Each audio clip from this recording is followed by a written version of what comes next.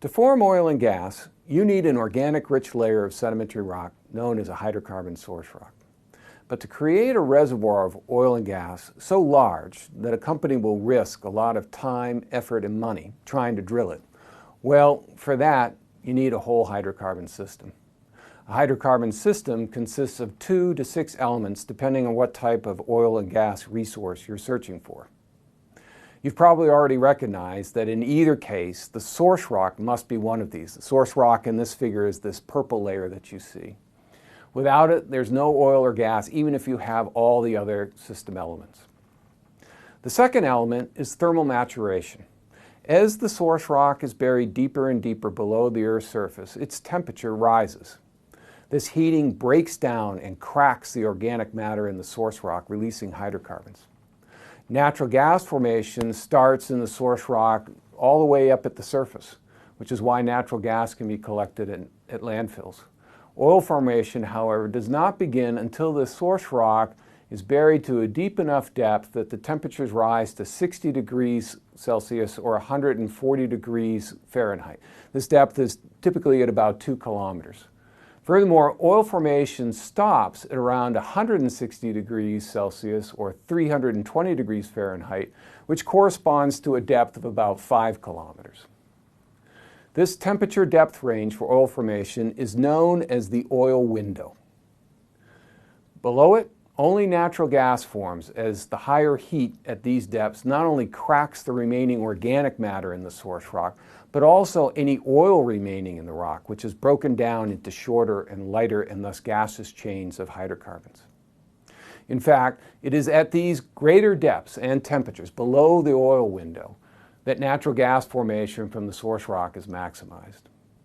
Note that the release of oil and gas from the organic matter in source rock is a slow process.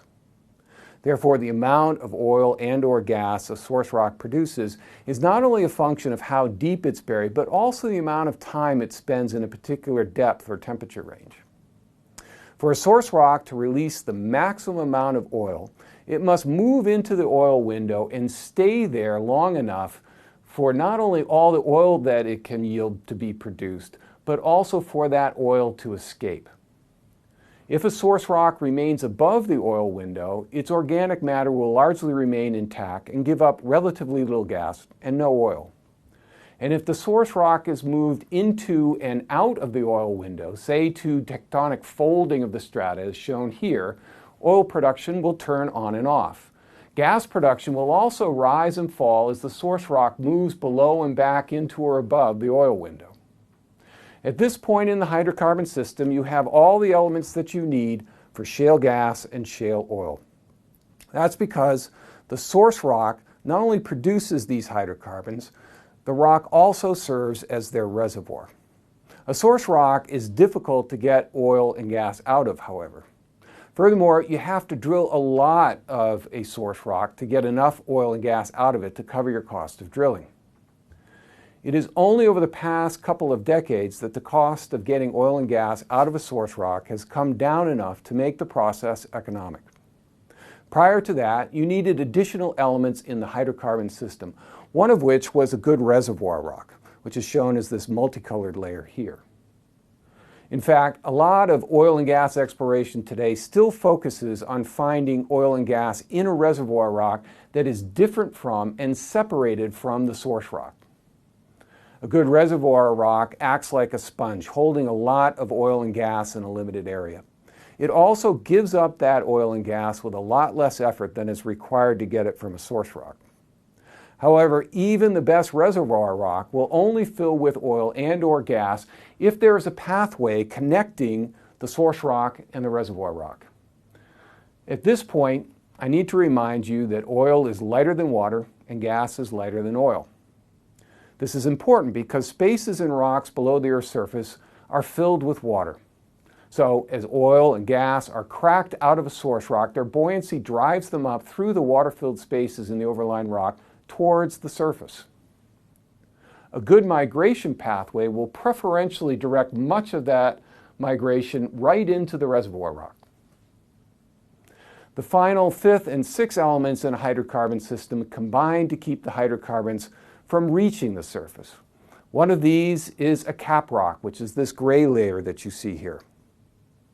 As the name implies, it's a rock that overlies the reservoir rock and is resistant to oil and gas penetration.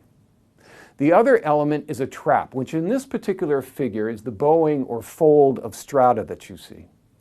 Other types of traps include changes in rock type along a reservoir, such as can be caused when the reservoir is fractured and vertically displaced, such as shown in this part of the figure here. Together, a cap and a trap prevent vertical and lateral escape of the oil and gas, and thus create a geologic dead end where the incoming oil and gas is forced to accumulate. So there you have it, the major elements of a hydrocarbon system: a source rock, thermal maturation, a migration pathway, a reservoir rock, a cap rock, and a geologic trap. It should be pretty clear that the coexistence and linkage of all of these elements at any one time on Earth is relatively rare. However, over geologic time, hydrocarbon systems have formed again and again, not only creating the voluminous accumulations of oil and gas that we extracted thus far, but also many additional reserves that we have yet to tap.